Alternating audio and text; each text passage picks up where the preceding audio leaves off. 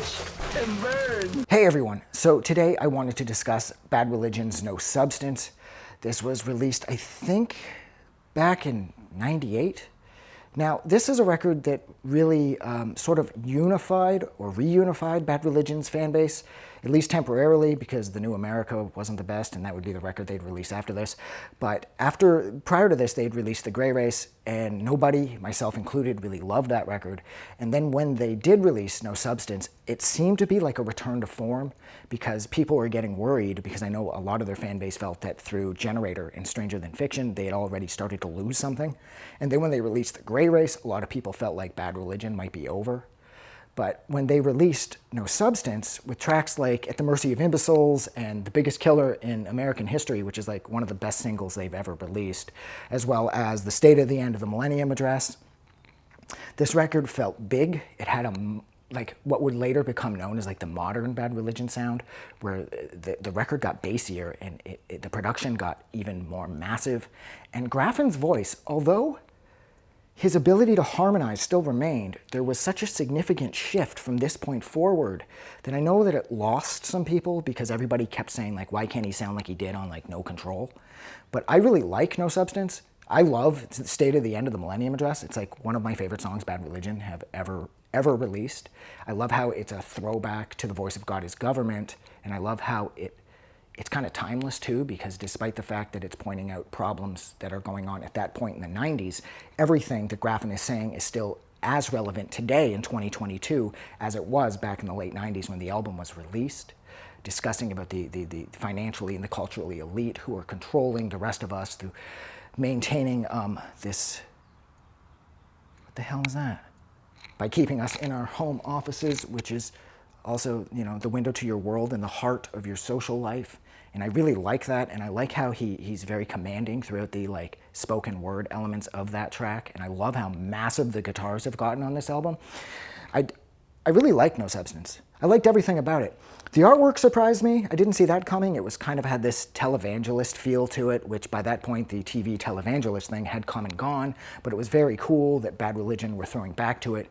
My girlfriend at the time had painted her nails with the Bad Religion logo like the chick had on the cover of the album. And it was a really good idea, and it's a cool idea, and if I had nails myself, I'd be painting Bad Religion logos and Black Flag logos on them myself, but I don't have any nails. So I won't be doing that. But yeah, I think my favorite thing about this is how this is a very big sounding Bad Religion album, and how that sound would continue right up until their current releases, right through like True North, for example, how their production got like more bassy and the guitars got thicker. And I know that's because technically they have 3 guitarists, so there's going to be a lot of chunk to the guitar parts. And I really like that. I love how Bad Religion's like a 6-piece, even though I know Mr. Brett doesn't tour much with them because he'll be doing things with Epitaph, so a lot of the times, like the few times that I saw them, Mr. Brett was nowhere in sight, and I know that's because he had other responsibilities back with Epitaph. And yeah, so I love this record. It's fun. It has purpose, it has drive, it has focus, it has all the things that make a Bad Religion record essential, and everything is here on full display with a massive new sense of production, and I love how big the guitars have gotten, and I absolutely love The Biggest Killer in American History. So, yeah. So thank you so much for hanging out with me while I discussed Bad Religion, I believe's 1998 album, and that is No Substance. If you like this review, don't forget to do something nice for somebody. And I'm going to go because I'm in the middle of this fucking place that I found, and I can't see anything around me or behind me, and I keep hearing shit. So someone could be creeping up behind me, looking to murder me. I'm going to go. Oh yeah, that's right. Before I go, I should point out too, I found this old business place that really smells like mold. So I'm in the middle of this now, doing a bunch of Bad Religion record reviews, and I will toss some footage up, of course, throughout this. I probably already have at this point. And this place is really cool, and there's this really freaky dead animal on the ground that the past couple times I was here scouting this place out, I didn't even notice that. I could have tripped over the fucking thing. Yeah. But yeah, so thank you again. You guys are amazing. Have a good night. I just wanted to say thank you for making it through the entire video. I really appreciate it.